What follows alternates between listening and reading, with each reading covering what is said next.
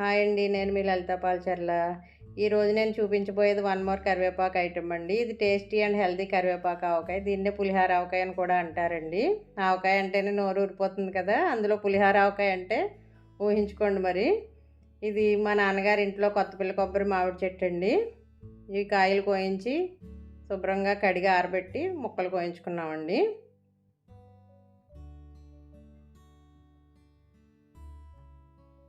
ఇవేనండి మేము ఆవకాయ, కరివేపాకు ఆవకాయ రెండు కూడా పెట్టుకున్నాము.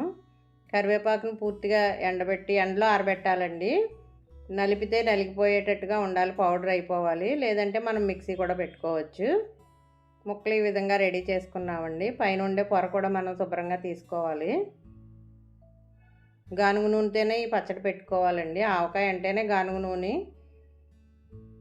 గట్టిగా ఎప్పటికీ చాలా బాగుంటుంది. ఇది శుభ్రపరిచి ఎండలో ఆరబెట్టి పొడి చేసిన కరివేపాకు పొడి అండి, 1 పావు తీసుకున్నాను. అలాగే కారం కూడా 1 పావుని, కొంచెం ఎక్కువ తీసుకున్నానండి, 1.5 ఉంటుంది.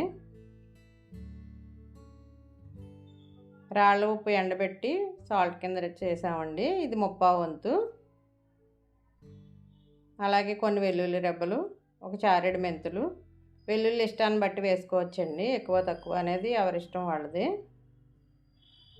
సాల్ట్ తక్కువైతే మనం థర్డ్ డే చూసి కలుపుకోవాలండి. అది మన మామిడి ముక్కల పులుపుని బట్టి చూసుకోవాలండి. 5 వంతులు ఇప్పుడు మామిడి ముక్కలు వేస్తున్నామండి.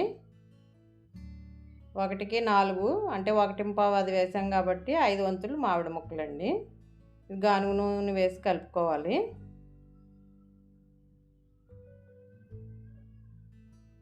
కరివేపాకు ఇలా డైరెక్ట్గా వేసుకోవచ్చు, లేదంటే లాస్ట్ తాలింపు వేసేటప్పుడు చల్లారినాక దాంట్లో అయినా వేసి కలుపుకోవచ్చండి. నేను ఇలా ఈజీగా ఉంటుందని ఇలా కలుపుకుంటాను.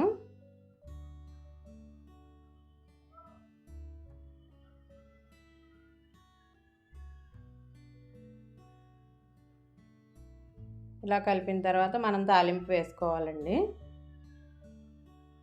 సేమ్ పులిహోర తాలింపులాగే శనగపప్పు, మినపప్పు, ఆవాలు, జీలకర్ర, ఎండుమిర్చి వేసుకోవాలండి. కొంచెం గోరువెచ్చని ఇది తాలింపు వేసేటప్పుడు కంపల్సరీ కొంచెం పొంగు వస్తుందండి, చూసుకోవాలి, గానుగ నూనె కదా. సో కొంచెం వేడెక్కాక పక్కన దానిలో ప్లేట్లో కొంచెం వేసేసామండి ఆయిల్. ఎందుకనంటే కరివేపాకు పచ్చిది కదా, సో అందుకని కొంచెం గోరువెచ్చని వేసాము. తర్వాత తాలింపు కంటిన్యూ చేస్తున్నాము.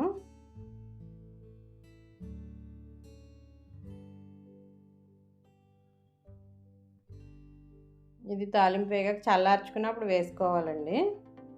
ఇది ఎక్కువసేపు కాగుతుంది కదా, సో మళ్ళీ కారం నల్లబడుతుంది కాబట్టి.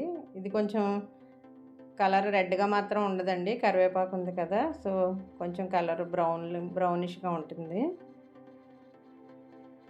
ఇదేనండి మన పులిహోర ఆవకాయ.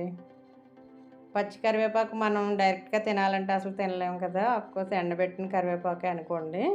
ఇలా తినాలంటే మాత్రం ఈ ఆవకాయ కంపల్సరీ పెట్టుకోండి. మన పిల్లలకి అది కూడా దూరంగా ఉంటే పంపించుకునేందుకు కూడా చాలా బాగుంటుంది. వేడివేడి అన్నంలో నెయ్యి వేసుకుని తింటే పులిహోర తిన్నట్టుగానే మనకు చాలా టేస్టీగా ఉంటుందండి.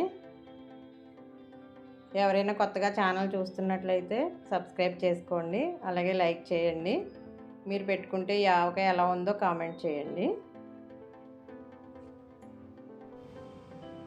Thank you for watching.